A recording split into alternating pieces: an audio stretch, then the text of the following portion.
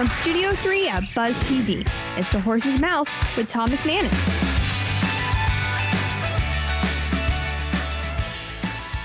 All right, welcome into another edition of The Horse's Mouth here on Buzz TV, of course, at my bar, at Tommy Max, brought to you by our good friends at the Heritage Capital Group and at Farther. Great to have both of them on board. We talk a little coaching, a little photography, a little financial, a little whatever.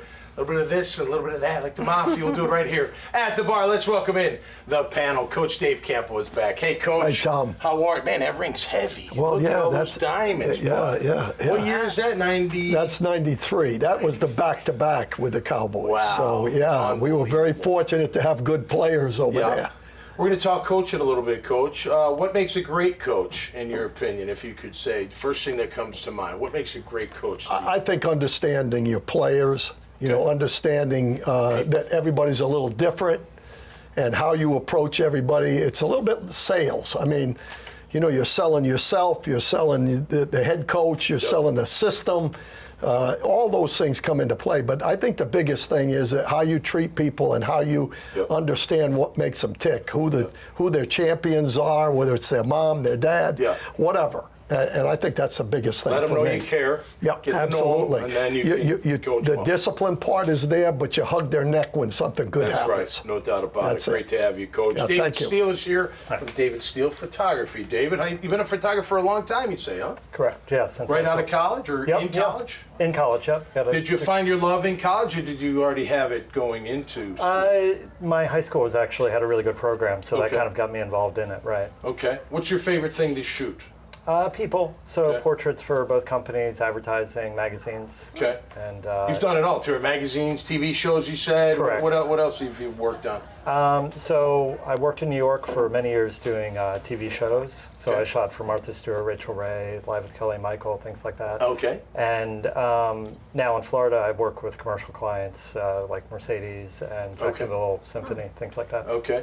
Those are your favorite things to people, shoot? yeah. So people. I just like bringing to life whatever the client is looking for. Trying to make it look like in the best light. That's great. Great to have you on the show. Daniel Gilham is back. Hey, Daniel from Farther. How are you, pal? Doing great. You doing all right? Yeah. I love the conversation around coaching and people. I mean, that's whether you're coaching a football team or teams or photographing people. It all comes down to what it is that they're trying to achieve through that experience, and whether it's win a Super Bowl or increase business success or look good on the cover.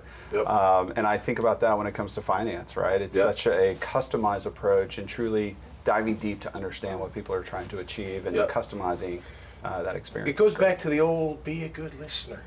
Like, listen before, like, get to know, listen, understand, and then you can direct. Yeah, right? and a lot of the research we've done shows that business owners, when you're interacting with them, the reason why they haven't engaged in planning is they feel like the advisor that they're speaking with isn't asking questions that are about them. It's more about the financial advisor's product set or solution set, et cetera. Sure. So I completely agree. Seek first to understand. Yeah, that's right. Yeah. Great to have you. Heidi Lang is here. Achieve Nice to more meet you. coaching. Is that correct? Yes, that's All correct. right. How long you've been in the coaching world? Probably altogether about 15 years Okay. in the coaching world. Prior to this, I was an entrepreneur myself. I sold out a successful business, and Okay. I became a coach, and I seen the niche in the market where certain things were needed. Yep. So we focus on entrepreneurial companies, second stage businesses who have a leadership of some sort in place. And we work really everything what has to do with operation. Right. Other than we don't do any Lean Six Sigma work, but we work on strategic planning, individually coaching, execution of their business plan, and how do we broke it down, KPIs, Right. scorecards. Which is a lot of people work, it sounds. This is the common thread here, right? Investing in people, having the right people. Yes, and I think that's where most companies fail, if they don't follow their plan correctly. Well, okay, so you hear, we've had them on this show, you hear all this like automated interview thing, like this is how I can figure out if this person's right, but those always aren't spot on, right? No. You got to get to know the individual. You got to take the time to really get to know them. And things change, and you have to change at that point. The company changes all the time. I mean, we work with clients who started with us, they were at $10 million as a revenue, and now they're at $150 million revenue. So much changes. People change, structure changes, processes changes, planning needs to change. Everything. And some companies haven't adapted fast enough to the speed how they grow. Right. And that is a big problem at times. But I think we talked about this a few weeks ago when we're talking about an interview. Anybody can go through and answer the right questions, right? But then you layer on top of that IQ.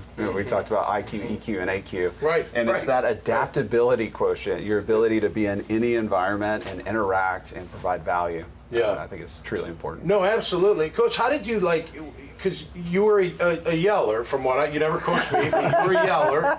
It's okay. I like Coach Coughlin. He didn't bother me at all. But guys that couldn't handle the yelling, would you go up to them, like one-on-one and be like, hey, listen, I just absolutely. Like that kind of thing. This is a great group here because in reality, it's all about people.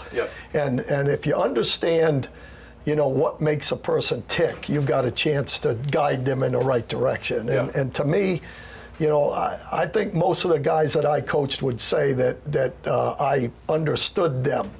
And I think that's important, really important. And sometimes you got to break down the ego too. Absolutely. There's a lot of ego in everything we're talking about here. I'm sure with your line of work, right? You got to sometimes deal with that. Right. Well, a lot of times I'll deal with executives that run companies. Okay.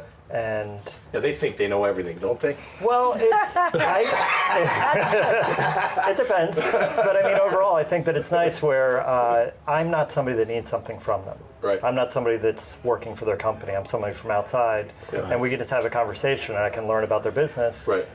And everybody likes to talk about their business, right? So once they're comfortable talking about that, we can make good pictures. Right, absolutely. Break them down a little bit and get to know them. Yeah. And at the end of the day, we should all get to know who we're with, right? Who we're working with, whether it's on the financial side, whether it's on the implementation side, operations side. Make sure you know who you got that you're trying to get to do things the right way, right? All right, great to have you guys on the show, man. Really appreciate that. Jags go into a bye week. So it's kind of nice. What are you going to do with your time, Coach, without having to watch the Jags? I'm sure you'll be watching some ball. I watch everything I can watch on TV, I guess. This has been a good week for me because, when you're on the radio like I am with 1010 and on the shows, you have to know your product, and so you have to study. I'm not in the locker room. No, right. So I've got to find out what people are saying and that type of thing. This week I haven't done any of that. I'm just relaxing this week. Next week I'll get back to San Francisco. Watch. You got to pay attention. Absolutely. No doubt about that. I'll tell you a guy who knows his team is Doug Peterson. You can tell. Absolutely. To go from 1-2 and then rip off 5 in a row, that's quite the feat, and he's getting his guys to play. Right, and I'm sure he's getting to know them, and he talks about his culture, right? We can absorb some culture, right?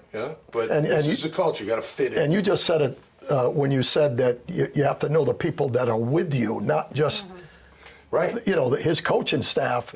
That's one of the key things is having the right people with you and understand who you are and understand who they are.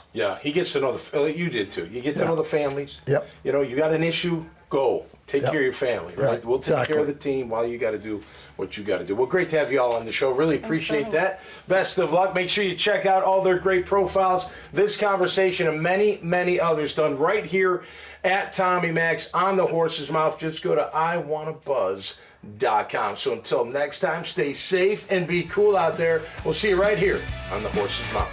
Cheers. The team at Heritage Capital Group is special because it's a collection of people across the spectrum. We have people who have been in the shoes of owners that are looking to buy and sell, and professionals that have executed transactions helping buy and sell companies for decades. I think when you talk to us, see what our experience is, see what our skills are, see the reach that we have, you'll be very happy with the recommendation.